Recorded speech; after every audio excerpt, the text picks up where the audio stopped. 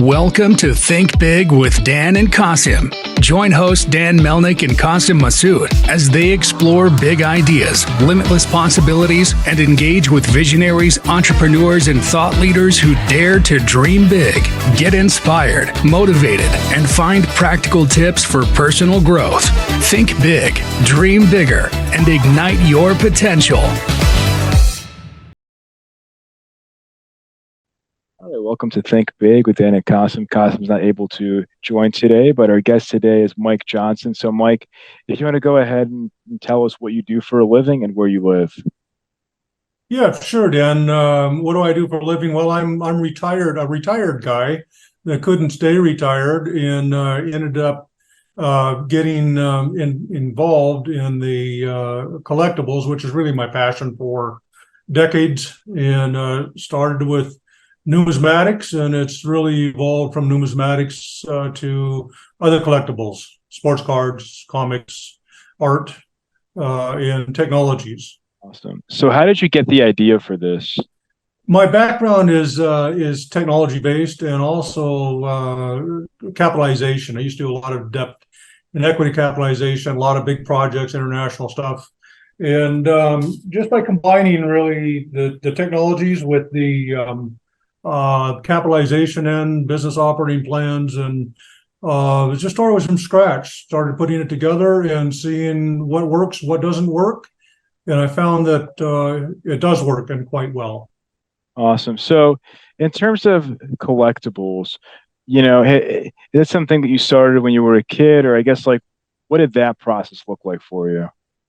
Yeah, I started when I was 13 years old, which is probably even old, considering my dad started me, and he collected for more than 60 years. And so I started with a Morgan dollar. I just like that big, shiny Morgan dollar. And he gave me one of these blue books that they used to use to put them in. And so I started gathering up Morgan dollars, not knowing the difference from one to the other, and I would just fill up the pages. And he was kind enough to kind of go along with it until as I got a little older, he said, well, wait a minute, that's not an 1878 CC. You need an 1878 CC. And so I started learning. And eventually I ended up with a full book, filled out with Morgan dollars, and ended up being quite valuable. So just kind of stuck with me. Awesome. So in terms of sports cards specifically, what are the trends that you're seeing right now in 2023? In sports cards? Yeah, there's a lot. I mean, you got to look at the basics. I mean, everybody loves their sports team, right?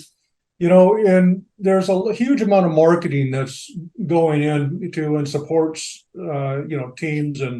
And so there's just this natural evolution of people that are gravitating to sports trading cards. And so, as the other component to that, of course, is grading, third-party grading. So, everybody's got to have the best one, or, they're constantly striving to increase their position, if you will, and in the collectibles. And it's really just evolved, from there. Awesome. So I myself had an eBay store to sell autographs.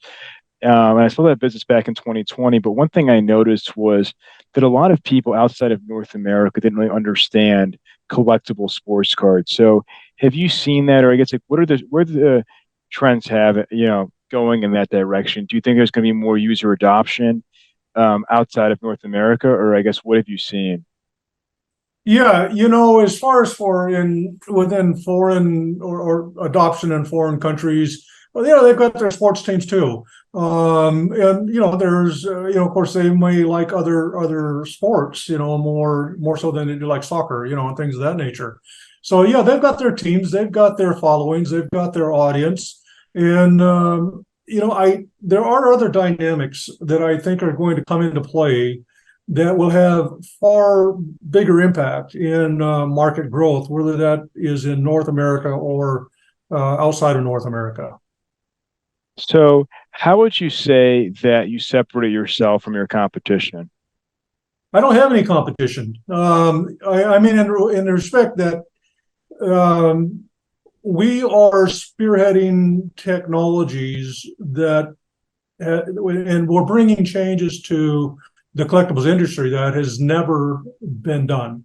For example, we have applied deep neural network and artificial intelligence processing of data outputs, which we extract using laser scanning systems. So when we extract these very, very large data files, we're able to create a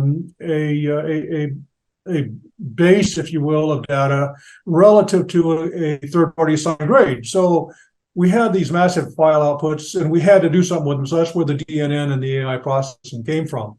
We found that to be absolutely stunningly accurate. I mean, even in early testing. And so the same technologies apply whether it's a sports card or it's a numismatic collectible, as long as it has an industry accepted grading system or standards. We establish baseline data, and we use a series of algorithms and pattern matching, and it comes down to science and math, both of which I love. That's awesome. So, I mean, in terms of grading, right? Grading is obviously a very big thing, but what about like autographs, like authentication? Have you seen some of that in terms of technology? I think that that's a big pain point for many collectors. There's so many fake autographs out there, and I've seen some even, slip through the cracks that get certified by these large companies. Yeah, actually, I had a great conversation on this very thing here just recently. And, so if you look at some of the older, with the sports cards, let's say, that are autographed and they come up as a counterfeit, well, one of the things that you're able to detect using these technologies is you can actually, I don't know if you've ever seen, a signature, what that looks like measured using the 0 to 255 RGB color scale at 2.5 microns.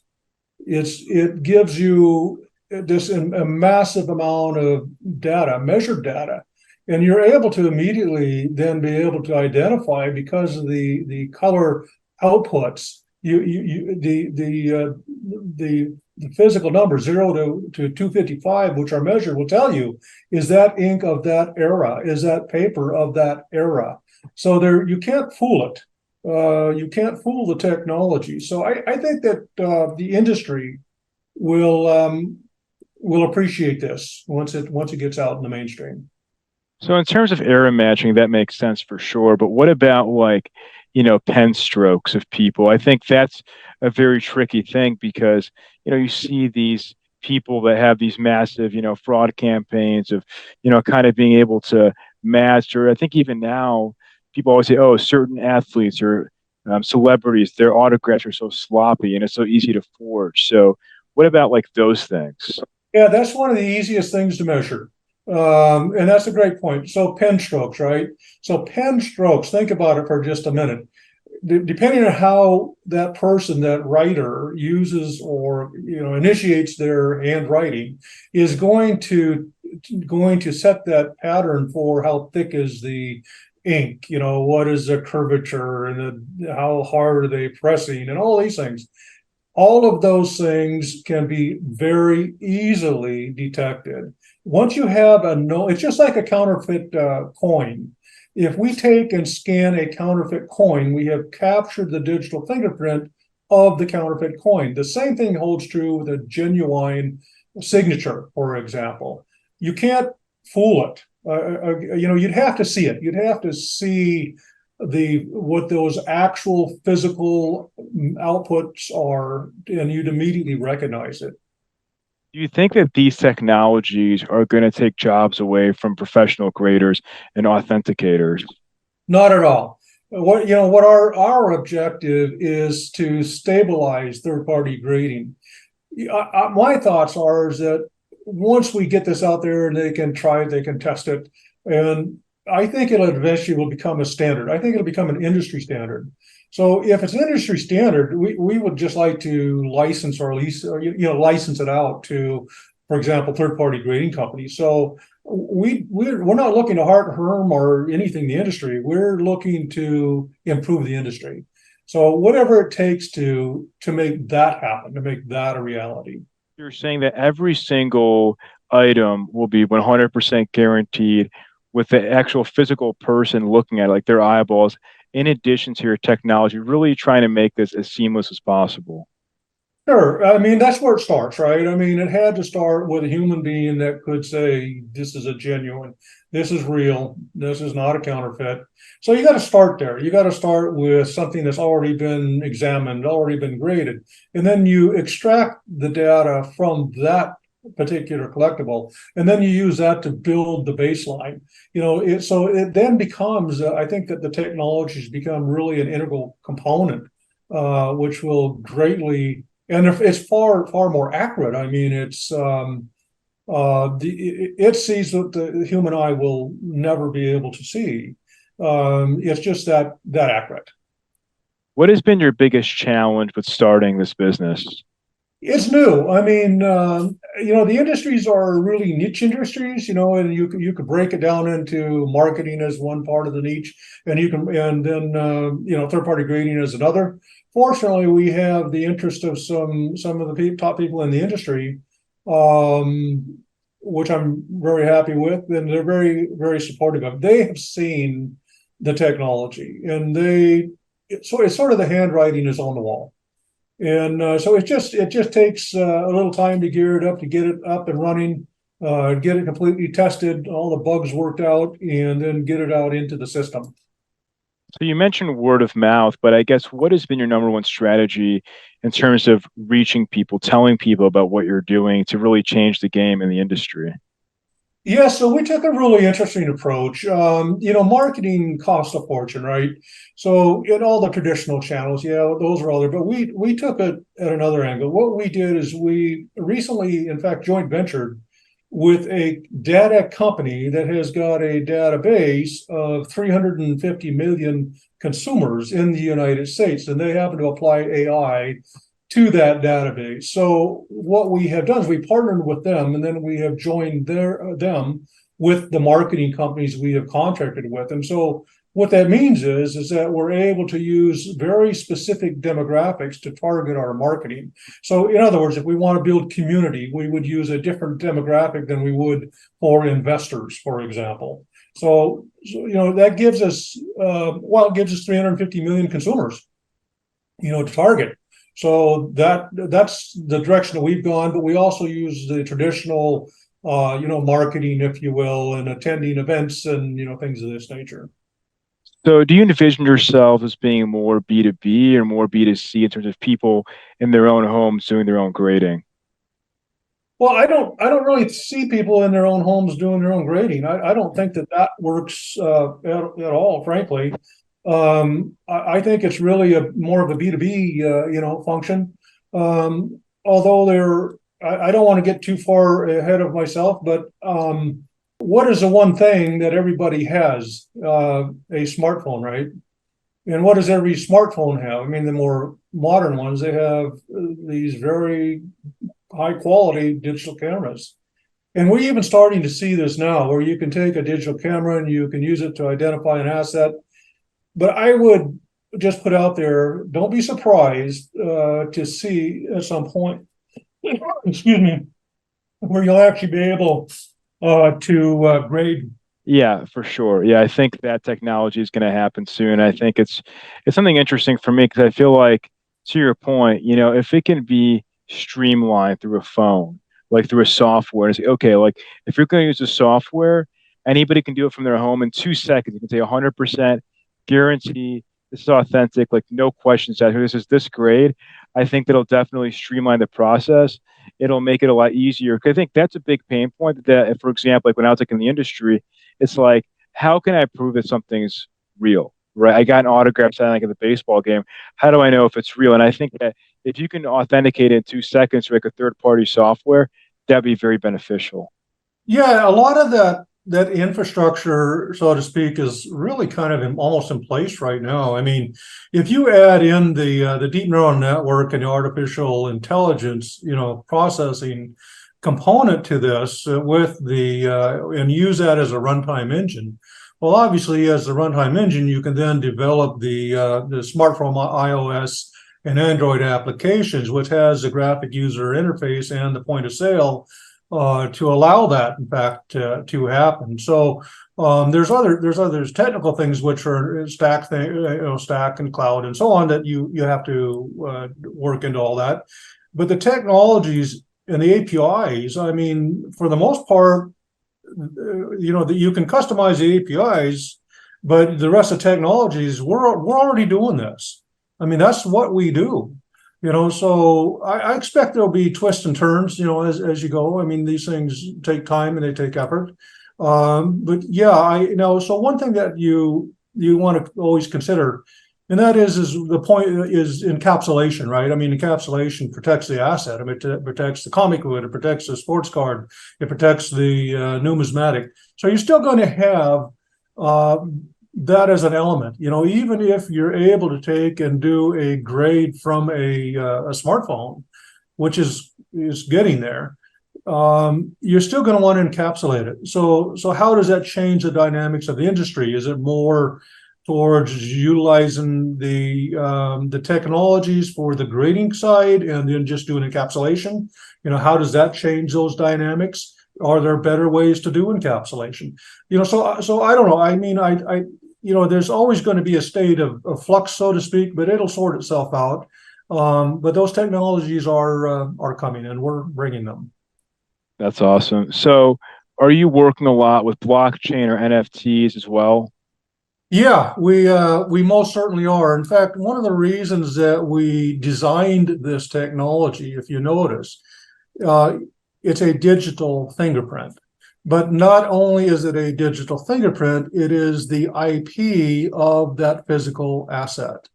Now, as the IP of the physical asset, and people get, they get screwed up with the digital monkeys and whatever. If you look at a NFT, a non-fungible token, and you say, okay, forget about the digital monkey, let's make that an asset-backed NFT. And what is the purpose of the NFT? The NFT is an information wrapper. It's an image, it's an information wrapper. It gives you access to further additional information and data and the ability to validate pre and post sale the physical asset. So that's what the function really of the NFT is. Now, if you add to that, and this is something else people get completely lost on, that's the ERC 721 and the EIP 2981. Those are crucial because those are royalties protocols.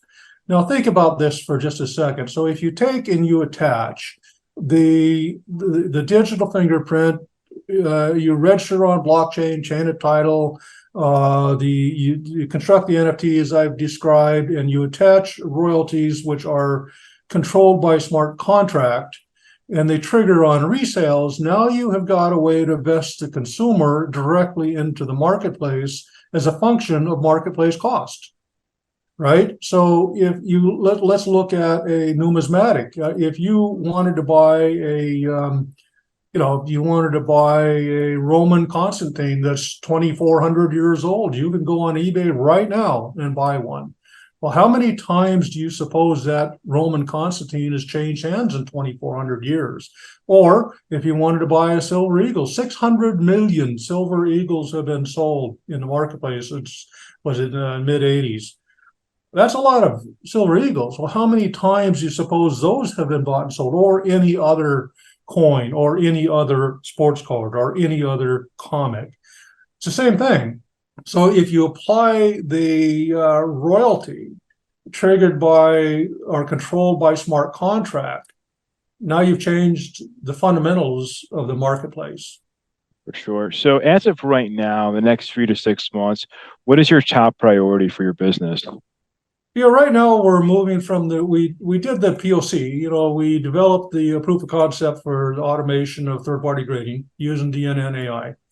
Our next step is the phase 1, of the minimum viable product (MVP) of a production level, and we're going to start with the Morgan dollars, and from there we'll test it in the marketplace, and then we'll go ahead and go to the to the different denominations, the nickels, the pennies, the nickels, the dimes, the quarters, and so on. So that's where we're at. Simultaneous with that, we are in conversations with some of the probably largest players that exist in other areas of collectibles as well.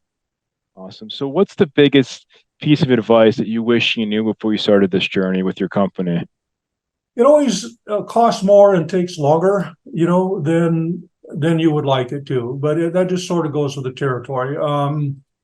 So I guess just being patient, taking things methodically, step by step, covering your bases, reaching out, entering into joint ventures, things of this that assist you as far as for lateral growth in the markets at the same time, but being able to measure this step by step by step. Just being, I guess, patience is the biggest thing that I'm always lacking. For sure. Yeah. I feel like any entrepreneur, I mean, it's something that that you want things to happen instantaneously. But if you're really building something good, I always say it takes time. Like if you're getting 1% better every day, if you're making that progress, now you're figuring out who to talk to, how to, you're evolving, you're beta testing, all these things. And it takes time. And finally, once you get there, okay, now it finally paid off. Yeah. I guess the one, there are some unknowns. One of the things we also do is, for example, Mike Ellis, he's a governor of the American Numismatic Association. He's on our board of directors. I was literally 30 minutes ago on the phone with a gentleman who his name would be instantly recognizable worldwide in the comics arena that said, "Hey, I'll get on your board." We've had these kinds of conversations. So there's a real movement towards these technologies, and which is very exciting. It's very exciting, and so I think the thing is just being, lead the way, but don't get in the way, and just continue with growth, continue with development, follow your plan. Have your vision, and follow that vision. Awesome. So if somebody wanted to find your website or to reach out to you, what's the best way for somebody to get in contact with you? Well, the best email wise would be to email me at ceo@coinandcardauctions.com. That's with an S. And website, we have a Web2 website. It's at coinandcardauctions.com. Awesome. Well, Mike, thank you so much for your time. We're rooting for you. Hopefully, we can have this conversation again, like in a year from now, as you're continuing to grow and scale and you start getting into the markets and growing your business. Yeah, thank you. I appreciate it very much, Dan. Thank you for you taking the time and spending the time with me today to listen. Likewise. Thank you. Have a great rest of your day. All right. Thank you now. Thanks. All right. Bye. Yep. Take care.